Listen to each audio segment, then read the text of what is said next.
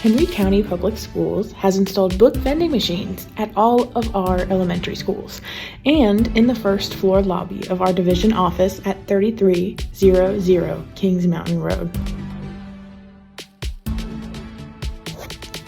With the passage of the Virginia Literacy Act in 2022, HCPS is committed to continue doing our part in Virginia's mission to improve early literacy outcomes for the state's young learners by putting books in the hands of as many students as possible.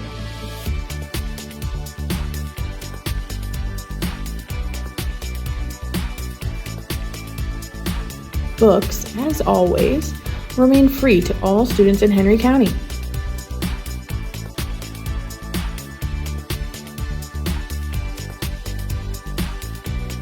At the division office, students just need to visit the third floor lobby and speak to the receptionist to receive a token for the vending machine.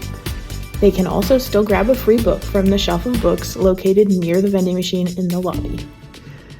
In the schools, principals and teachers will decide how coins will be distributed for their vending machines.